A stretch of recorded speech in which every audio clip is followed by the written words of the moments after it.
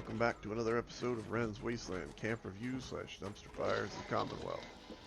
I'm currently at my camp that I'm working on. I'll give you a quick peek. It's on top of Seneca Rock. It's a little let me show you.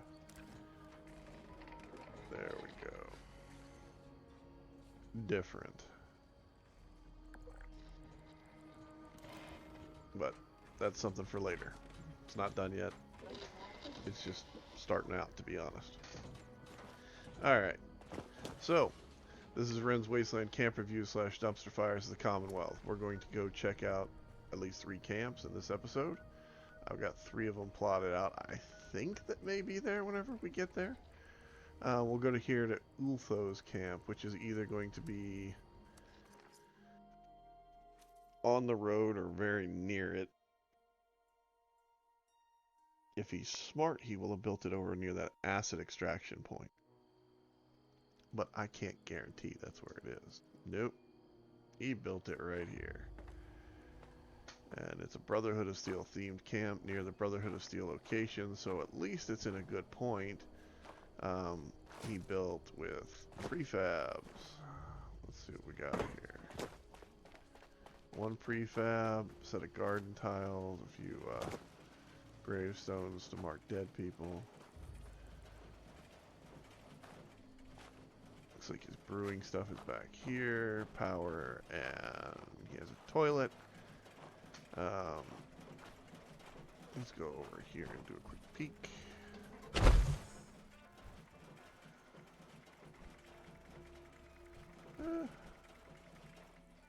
Nothing I really need, but if you find something in here that you want, look him up.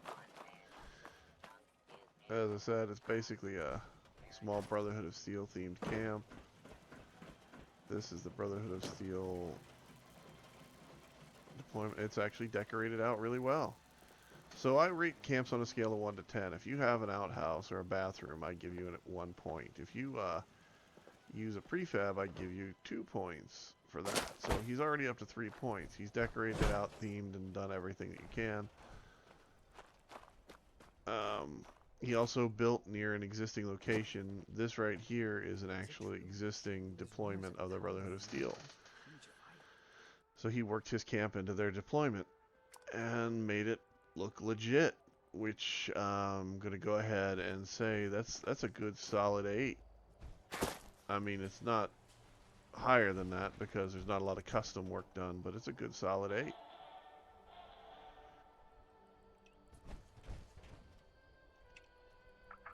It's a nice camp. Decent camp. Nice. Good job.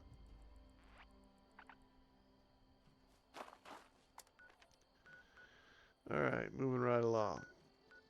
We're going to go down here and check out Jez-tastic's camp.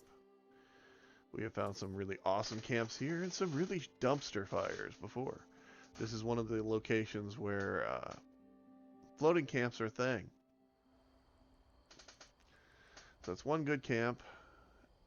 Ooh, make that 2. Is it 2? Did we win? We won the lottery. Holy crap, we won the lottery. Okay, so we've got an external vendor and 2 little internal vendors.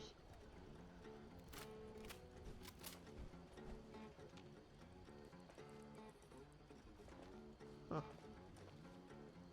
Why am I not? There we go. Few little odds and ends. Nothing particularly overly priced, nothing particularly underly priced. It's kind of average. I mean, the only thing that I will probably, I'm not going to buy anything because the only thing that I want is this, and it's just more than I want to spend for it. So let's take a look at the camp. They have a deck. Oh, they're in the middle of building this place. Okay, that makes sense. Greenhouse, a little bit of a workroom. Their followers done up like she's a gypsy. We got a I guess that's what the living room's gonna be, and that's gonna be their kitchen area. And then we've got this one up here.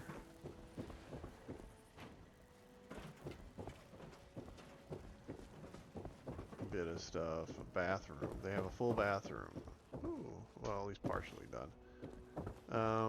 Bedroom. My only problem with houses like this is this right here. The glass ceilings. They look cool up until you realize it rains through them if you haven't used them in a while. If you don't really care, then it doesn't make a difference. But I care, so I don't like to use them very often unless I'm building something like a greenhouse, or which is what they're meant for, or I'm using them for an aesthetic purpose, like I'm trying to force you to look at something in particular in the game or in the view that I'm trying to go for. So on a scale of 1 to 10 is how I judge camps. I have to judge them on what's here, not what is potentially here. This is a decent layout. It's gonna be a good build. It's working that direction. I'm just gonna go ahead and say it's a 6 for now. I mean, they're headed in the right direction. I can see that they're gonna make it there, but it's a 6 for now. Alright, let's go over here. I can jump to this event. This is safe and sound, by the way. If you haven't done this event, this is one of the newer events that was added as part of the Blue Moon event series that was placed in. And it is a Blue Ridge Caravan Company event. It does have legendaries that spawn at it. Basically, you're fighting off hordes of creatures locally that are showing up, coming into the area. Nothing too difficult.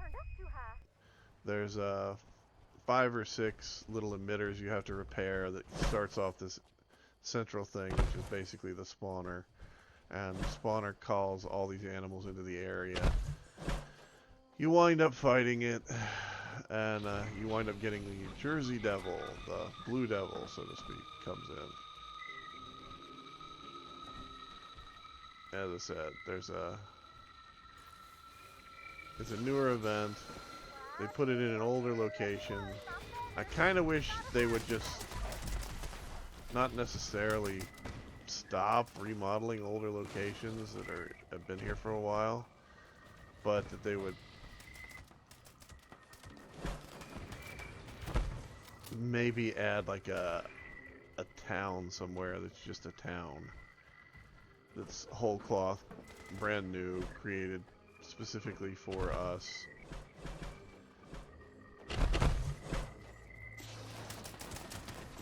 Because yeah, I mean, it's not, like I said, these things aren't bad. Repurposing structures that are already in the game isn't really a bad thing.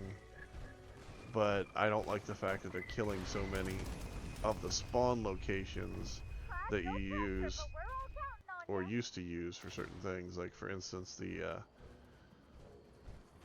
this area used to be really good for hunting scorpions or bears. And not so much. I mean, you get them when the event goes off, but the event doesn't go off every day, and it doesn't go off all the time. The event has its own rewards.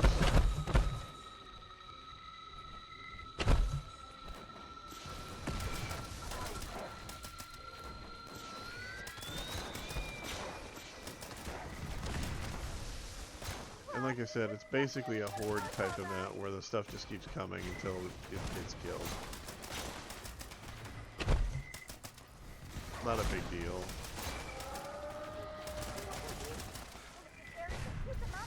There's our legendary coming in. That's the Blue Devil right there. Make sure I get a couple hits on him. I've got my HUD completely turned off, so I'm using VATS to help with targeting because, well, that's what it's there for. I didn't used to like VATS in this game, but I'll be honest, it worked pretty well.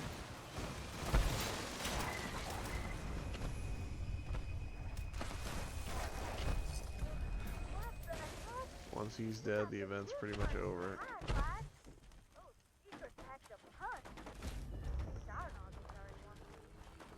Now I should be overweight, which means I'm going to have to make a quick stop at the White Springs. Not a big deal. Well, let's see what we got here. Should all be under the new category. Few odds and ends, nothing really big. I'm just a little bit overweight. The Kabloom is pretty much the standard weapon that you get from this event. Shows up pretty much every time you do it. If you haven't ever played this, or you haven't been on whenever this thing drops, it's actually a fairly decent shotgun. It has 8 shots. They're explosive, has armor penetration, reload speed's faster, so it's not bad for what it is, especially if you're running a shotgun build. The thing that I got out of it that was a specifically special legendary was this right here, which is the Furious Death Tambo with action point replenish on each kill, plus agility. It's not exactly the best, but it's not exactly the worst item you can possibly get. Furious is good if you're going to hit the same target multiple times. I don't really like it on most hand weapons because I would prefer to put some distance between me and whatever I'm trying to kill. At least in most of my builds. That being said, there are exceptions. And it's always good to have a lightweight hand weapon for those rare occasions when daily ops requires you to have a weapon to bash something down with. You can shoot it all you want, but eventually it's going to start flashing and you're going to have to bash it. Again, not a big deal. This is the road down to the White Springs. As you can tell, it's not really that big a hike. The problem that I've got is whenever they go through and they add events like the one that I was just at, they typically break local spawns that have been there for a while and they don't restore them. Or they change them, which is fine. But it just takes a while for me personally to process and get used to it. Because I've been playing this game ever since the beta, pretty much. Which is one of the reasons why I didn't buy Starfield, to be honest. Because, yeah, no. Although Starfield looks really cool, I can't really justify doing that to myself.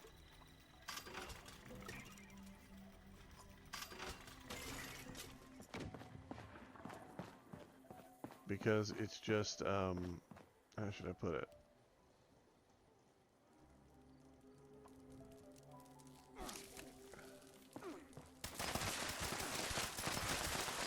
Now, where did you come from? Must have followed me down from the other place. May I be of assistance? Come on. And I hate this whenever I'm not using my HUD. I have problems getting the things to pop up properly. But I also don't want to use my HUD because, well,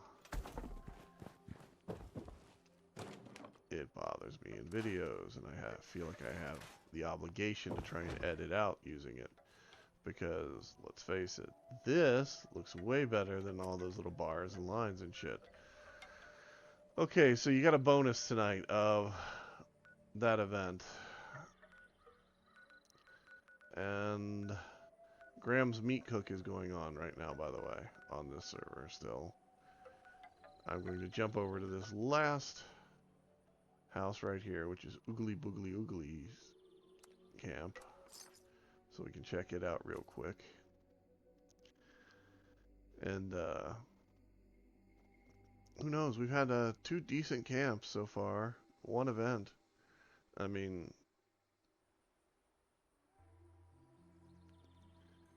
well, it had to end sometime. So this is a box. I'd like to introduce you to the box.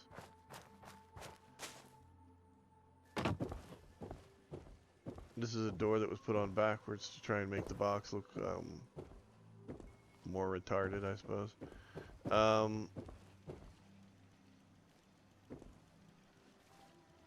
This is useless.